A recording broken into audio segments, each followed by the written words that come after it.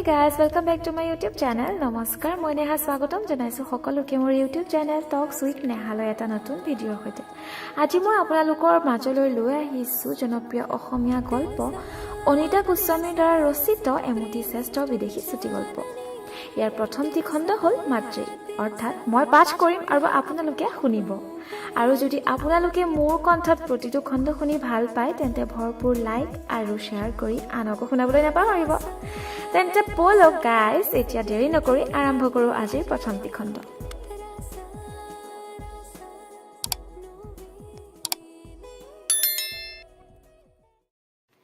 এখন নদীৰ মাজত এটা সৰু দ্বীপ জাগি উঠিছিল।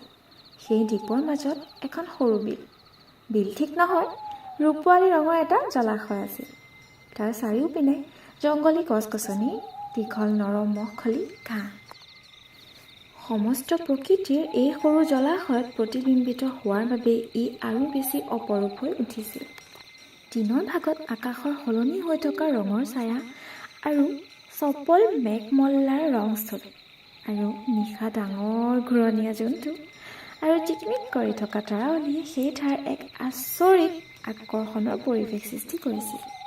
এদিন সন্ধিয়া এজন চিকাৰীয়ে তেওঁৰ নাওখন খুটি এটাত বান্ধি থৈ নিৰ্জন দ্বীপৰ বালিত পদচিহ্ন পেলাই আগুৱাই গৈ আছিল। হঠাতে গছৰ শাৰীবোৰৰ মাজেৰে চন্দ্ৰটো সুন্দৰভাৱে তেওঁ দেখা পালে। তাতোতকৈও সুন্দৰভাৱে জলাশয়ত চন্দ্ৰটোৰ প্ৰতিবিম্ব দেখা পালে। এটা মুহূৰ্তৰ কাৰণে তেওঁ থমকি ৰ'ল। তেওঁৰ চকু দুটা প্ৰতিবিম্ব জলাশয়ত নিবদ্ধ হ'ল। অজ্ঞাত প্ৰাকৃতিক পৰিৱেশ আৰু সুদূৰ ৰহস্যময় আকাশৰ ৰূপত চিকাৰীজন মুগ্ধ হৈ পৰিল।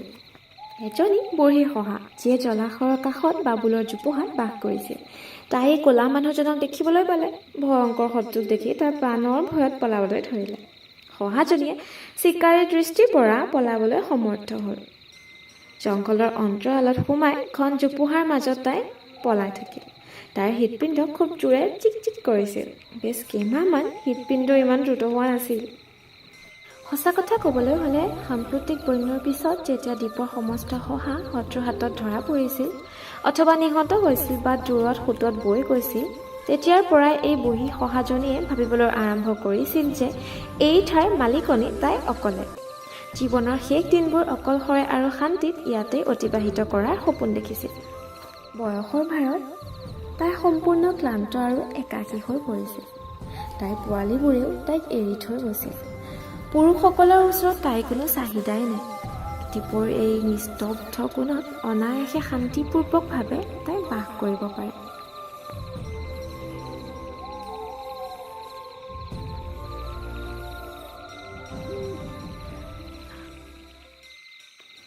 বসন্তৰ দিনবোৰত যেতিয়া বন্যা আহিছিল তেতিয়া তাই গছৰ গুৰিত আছিল। তাই আহি সেই সৰু জলাশয়টোৰ ওপৰত পৰিছিল। দ্বীপৰ পৰা এই এলেকা পাৰ হোৱাৰ সাহস কাৰো নাই। শান্তি আৰু একান্ত নিৰ্জন, কেৱল চৰাইবোৰে গান গাইছে।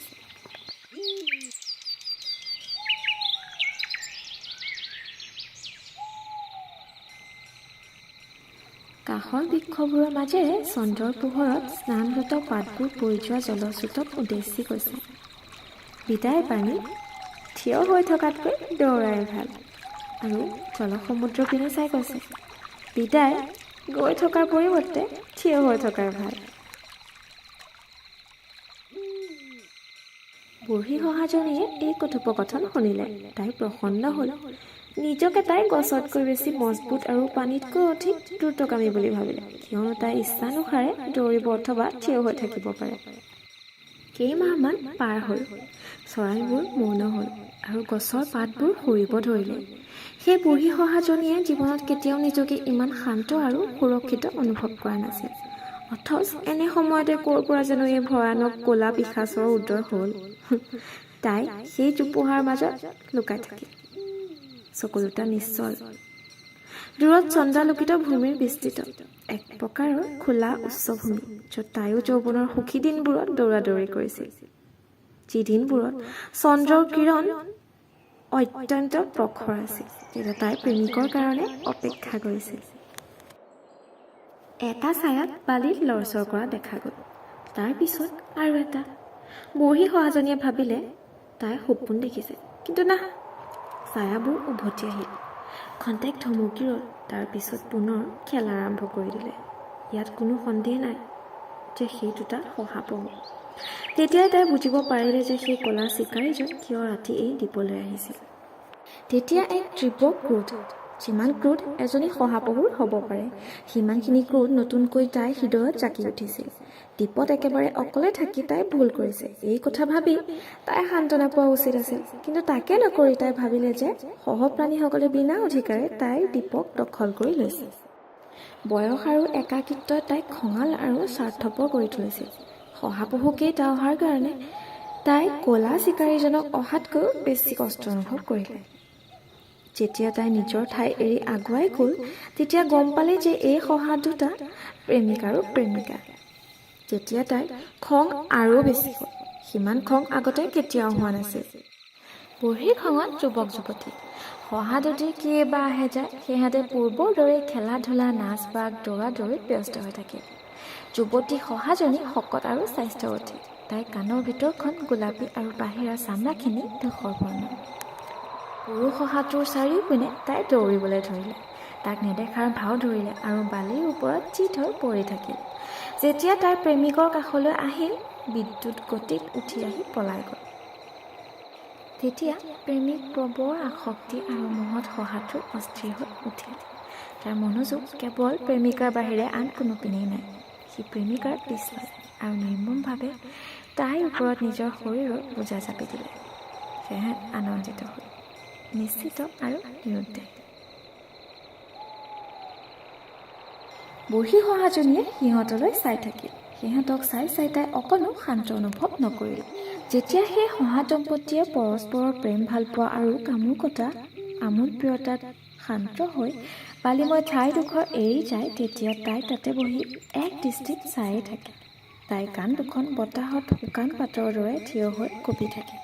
দিন আৰু ৰাতি অতিক্ৰম হ'ল, চন্দ্ৰ ঢলি পৰিল আৰু দিনৰ শেষত পুনৰ এন্ধাৰ ঘনীভূত হ'ল। এদিন হঠাতে তাই এক গুলীৰ শব্দ শুনিলে। তাৰ পিছত দ্বিতীয়, তাৰ পিছত আৰু বহুত, সুদূৰ গুঞ্জনৰ দৰে অস্পষ্ট। সিদিনা নিশা সেই প্ৰেমিক প্ৰেমিকাহালকো দেখা নগ'ল। ঘন জংঘলৰ মাজেৰে আকৌ চন্দ্ৰ ডুবি গ'ল। সেই কথা শত্ৰুটোৱে সিহঁতক ধৰি পেলাইছে যেনে ধাৰণা হয়। বুঢ়ী শহাজনীয়ে আনন্দত অভিভূত হৈ পৰিল আৰু তাই বালিৰ ওপৰত দৌৰিব আৰু জঁপিয়াব ধৰিলে।